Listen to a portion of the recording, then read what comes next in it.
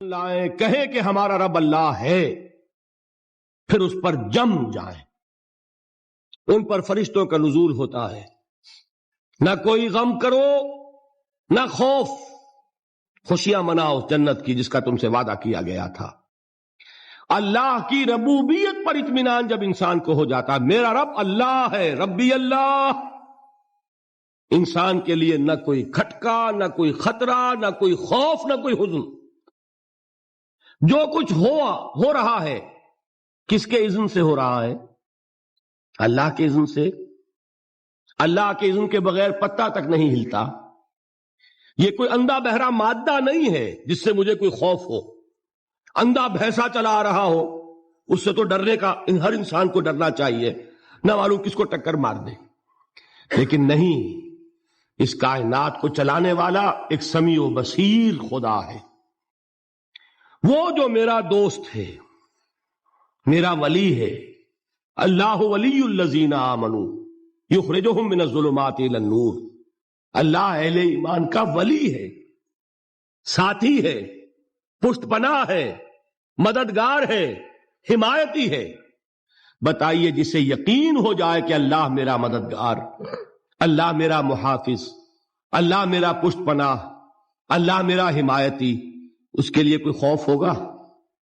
اس سے کوئی ڈر ہوگا؟ میں مثال دیا کرتا ہوں ایک بہت سادہ پنجاب کے دیہات کی. تو بڑا چودھری ہے اور کوئی غریب کسان ہے.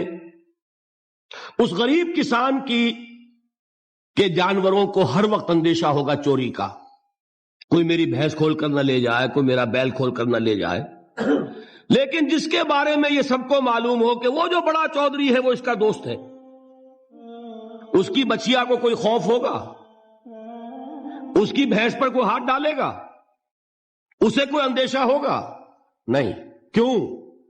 کہ وہ بڑا چودھری، بڑا اس کا یہاں کا سردار، جاگیردار، سب کو معلوم ہے وہ میرا دوست ہے، کوئی میرے خلاف اقدام نہیں کر سکتا. اس دنیا میں یہ چھوٹی سی بات اگر آپ کے دلی اطمینان اور سکون کا باعث بن سکتی ہے تو ذرا تصور کیجئے. میں لفظ تصور استعمال کروں گا صرف اس لیے کہ اس کا ہم جس کو کہتے ہیں ادراک اور شعور کر نہیں سکتے، اگر کے ساتھ کر سکتے. اگر یقین ہو کہ اللہ میرا مددگار اور یقین ہو کہ اللہ ہر آن میرے ساتھ ہے، پھر کوئی خوف؟ کس کا خوف؟ کوئی شے اللہ سے بالا تر ہے؟ کوئی قوت اس سے زیادہ طاقتور ہے؟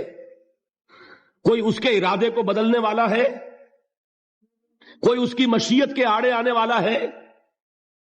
یہی بات ہے جو حضور نے فرمائی. یہ ایمان کا حاصل ہے لب لباب،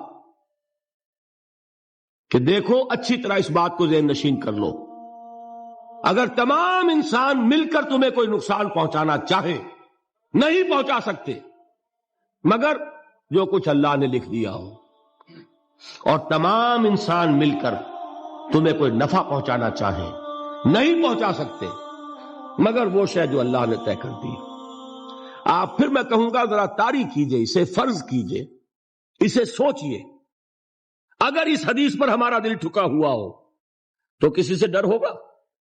یہ مجھے نقصان نہ پہنچا دے، یہ میری رپورٹ خراب نہ کر دے، یہ میری انکریمنٹ نہ رکوا دے، یہ میرا یہ نہ بگاڑ دے، یہ میرا یہ نقصان نہ پہنچا دے. اس کا ڈر، اس کا ڈر، اس کا خوف، اس کی خوشامد، اس کے لیے جا کر طرح طرح سے اپنی عزت نفس کو ذلیل کروانا اس کے سامنے.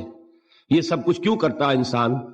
جب سمجھتا ہے کہ اس کے ہاتھ میں میرا کوئی نفع ہے، اس کے ہاتھ میں میرے لیے کوئی ضرر ہے، یہ مجھے کوئی گزند پہنچا سکتا ہے، یہ مجھے کوئی نقصان پہنچا سکتا ہے، یہ میرا کوئی کام بنا سکتا ہے، یہ میری کوئی ضرورت پوری کر سکتا ہے. اسی کا نام شرک ہے. جہاں آپ نے یہ سمجھا کہ غیر اللہ کے اندر کوئی طاقت موجود ہے، وہی شرک ہے. بتوں سے تجھ کو امیدیں، خدا سے نو امیدی، مجھے بتا تو صحیح اور کافری کیا ہے. شرک تو یہ ہے. جس پر بھی تمہیں یہ خیال ہے، کلمہ ہے یہ کلمہ سوم، لا حول ولا قوت الا باللہ. ذرا اس پر دل کو کبھی اگر آپ تصور کریں، پھر فرض کریں، دل ٹھک جائے اس پر. کوئی طاقت نہیں. یہی بات تھی جو شیخ عبد القادر جیلانی رحمت اللہ علیہ نے اپنی وصیت میں اپنے بچے سے کہی. 11ویں دینے والے ہیں، لیکن حضرت شیخ عبد القادر جیلانی کی وصیت اور تعلیمات کو کتنے لوگ ہیں کہ جانتے ہو؟ یہ جن مقامات تک پہنچے ہیں وہ کس چیز کی بدولت پہنچے ہیں؟ انہوں نے جو پیغام دیا وہ کیا تھا؟ اے میرے بچے، جس طریقے سے قرآن مجید میں حضرت لقمان کی نصیحتیں جو ہے نقل کر دی گئی ہیں، میں یہ عرض کروں گا بالفرض اگر قرآن حضرت عبد القادر جیلانی کے بعد نازل ہوا ہوتا تو شیخ عبد القادر کی یہ نصیحتیں بھی قرآن میں درج ہوتی. اتنی اونچی نصیحتیں ہیں.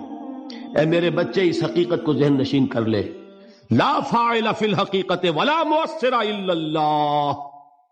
اس کائنات میں نہ کوئی فاعل حقیقی ہے نہ مؤثر حقیقی ہے سوائے اللہ کے. کسی شے میں کوئی تاثیر نہیں اگر اللہ نہ چاہے. آگ جلا نہیں سکتی اگر اللہ نہ چاہے. پانی ڈبو نہیں سکتا اگر اللہ نہ چاہے. زہر ہلاک نہیں کر سکتا اگر اللہ نہ چاہے. کوئی چیز فائدہ نہیں پہنچا سکتی اگر اللہ نہ چاہے. تو در در پہ کیوں سر جھکاتے ہو؟ در در پر کیوں جبیں سائی کرتے ہو؟ سب کے سامنے کیوں ہاتھ پھیلاتے ہو؟ ایک اللہ سے مانگو. ایک اللہ کے سامنے زمین پر اپنی جبین رکھو. لا فاعل فی الحقیقت ولا مؤثر الا اللہ. نظر آتا ہے ہمیں کہ پانی پیاس بجھا دیتا ہے. پیاس بجھانے کی صلاحیت پانی میں نہیں ہے، اللہ کے اذن سے. کھانا بھوک مٹا دیتا ہے. بھوک مٹانے کی صلاحیت کھانے میں نہیں ہے، اذن رب میں. دیکھیے یہی یقین تھا. حضرت موسیٰ علیہ السلام کا واقعہ یاد کیجئے. سامنے سمندر آ گیا ہے، قوم دیکھتی ہے پیچھے کہ گرد و غبار کا طوفان ہے. معلوم ہوا کہ فرعون اپنے لشکر سمیت آ گیا ہے.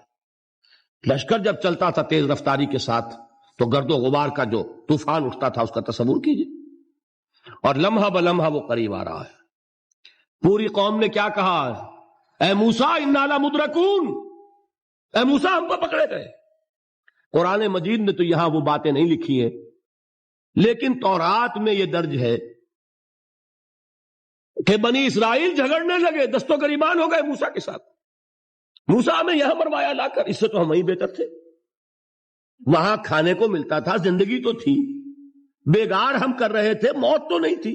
اب جو کچھ ہوگا اس کا تصور کرو، جس طریقے سے ہمارے ٹکڑے اڑائے جائیں گے. تو لڑ رہے ہیں حضرت موسیٰ علیہ السلام سے. یہ تورات کی تفصیل ہے. قرآن میں صرف اتنا آیا ہے، پریشان ہو کر انہوں نے کہا انا لمدرکون، موسیٰ ہم تو پکڑے گئے. اس وقت موسیٰ کا جواب کیا ہے؟ کلا ان معی ربی سیہدین. نہیں، میرے ساتھ میرا رب ہے، وہ راستہ دے گا. بتائیے کہاں راستہ نظر آ رہا ہے؟ یہ ہے ایمان بالغیب. راستہ نظر نہ آئے تب اللہ پر یقین ایمان ہے. جیب میں پیسے ہوں اور تب دل کو اطمینان ہے تو ایمان کس پر ہوا؟ پیسے پر، اللہ پر نہیں. جب وسائل و ذرائع نہ ہوں اور پھر یقین ہو کہ اللہ مسبب الاسباب ہے، وہ اسباب کا پابند نہیں ہے، وہ اسباب کا محتاج نہیں ہے، اسباب اس کے محتاج ہیں. اگر یہ یقین ہے تو اللہ پر ایمان ہے. یہ نہیں ہے تو تمہارا ایمان اسباب پر ہے، وسائل پر ہے، ذرائع پر ہے، مادیات پر ہے، اللہ پر نہیں. اس وقت کہاں راستہ تھا؟ کوئی راستہ تھا؟ سمندر ہے اور ادھر سے لشکر آ گیا ہے. کلا ان معی ربی سیہدین. اب دیکھیے ایمان کہہ دینا آسان ہے، ہوا معکم اینما کنتم، جہاں کہیں بھی تم ہوتے ہو اللہ تمہارے ساتھ ہوتا ہے. لیکن اس کا یقین قائم ہو جائے تو زمین و آسمان کا فرق واقع ہو جائے.